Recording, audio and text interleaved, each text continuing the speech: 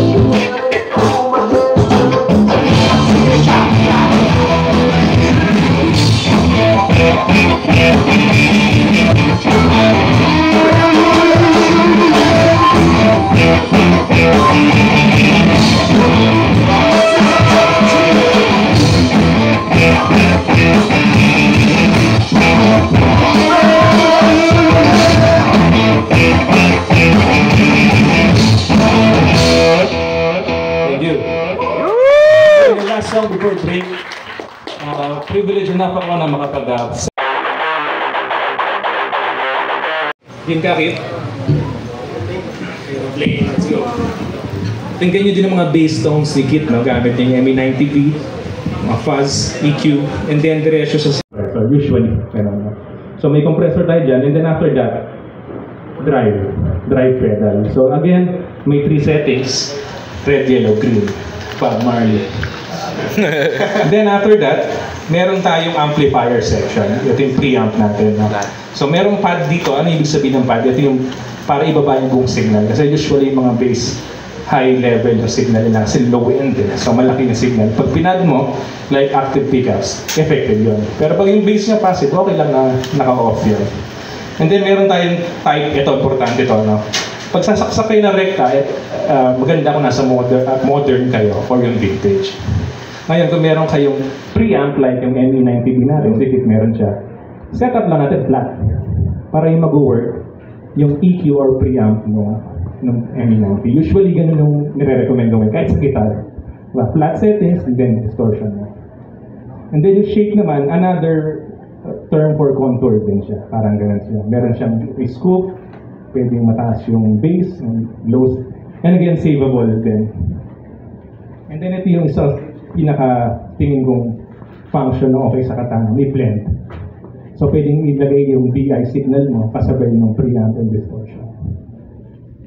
And then yung equalizer, again, meron siyang low and mid, high mid, saveable din yung frequencies. For now, ginawa lang namin flat, medyo nagbababa nga ng bass si Kit kanina dito kasi nga, naka-Fender, ano siya eh, ano ba yan? Fleet? Aerodyne jazz bass. And then, sa effect section, dalawa lang. Pero yung selection, same halos, ng Boss Katana na for guitar. No? Mamaya makikita natin yan. Ito yung chain natin ngayon. May 2 chains tayo, kung 2 chains na pa. Preset mo yan. So, preset. Ito yung pinaka-clean code ko pag tumutugtog ako. Dahil naka-solid stock ako na preamp kasi yun yung pinakamalapit sa tunog ni Flea. Meron siyang punch pero meron siyang low end. And then may konti akong compressor para mag-level lang kasi gusto ko marinig yung mga ghost notes. And then naka-blend ako para rinig pa rin yung natunog ko.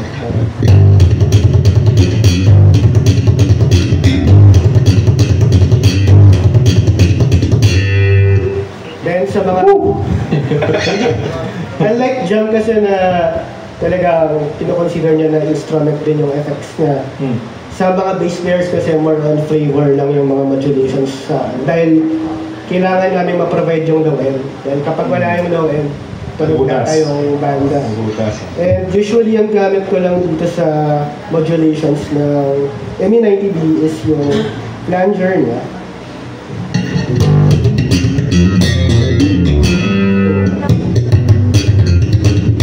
Parang subtle lang na merong something na tunog para lang medyo magkaroon yung cool lang. And then, madalas gamit ko rin yung parang synth na ME90B para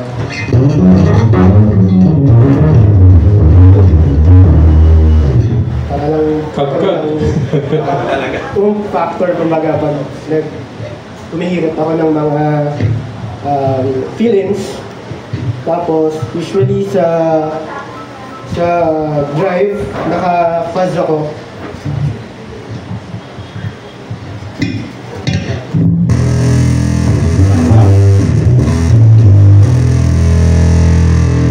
Dahil nga idol ko si Flea and alam mo naman ito na around the world.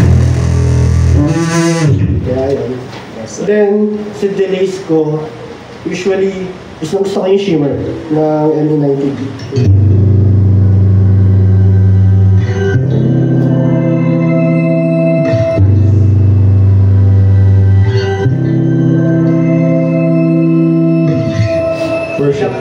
Yun lang yung madalas na gamit ko dito. Solve ako dito talaga. So, tsaka maganda sa kanya kasi meron na rin siyang expression pedal. So, kung just in case, dyan na rin rekta yung ano. sa mga mahilig ng effects, mga bassist na mahilig sa effects pero ayaw nila mag-program, ME90P. Parang analog. Mismo. So dahil na-bass siya, mas yung tawag ko doon tactile control. So anytime na gusto mong mag-add ng treble, hindi ka na mag-menu. Diba? Kung tutusin nila. So meron kang physical now na pwedeng galawin. And yun din yung nagustuhan ko sa ME series. Actually, yung pinakaunang demo ko sa YouTube ko, Boss ME50. Yun yung pinaka-favorite kong pero hanggang ngayon boy pa yun nasa bahay mo. Pero yun, tatlong switch lang siya. Ngayon kasi modern na, yung 90 series, 8 na siya. So para siyang FS7 na switch siya. So 8 na, ang dami mong pwedeng gawin din. And with the technology na aired na din siya eh. Yes. AIRD, parang GT1000 technology na siya. Dati kasi yung ME9, ay wala pa ng ME80, no? Wala pala. ME16 meron. 60. Yun, COS yan pala. Yung lumang version. Ito din pala, pwede lagyan ng IR. Yes, right? pwede Live recording. So yung DI out, ganda. Sa ME90 wala yun eh. Yung DI out. Alright. Jam? Jam. Jam kami. Jam. Kunyari, ako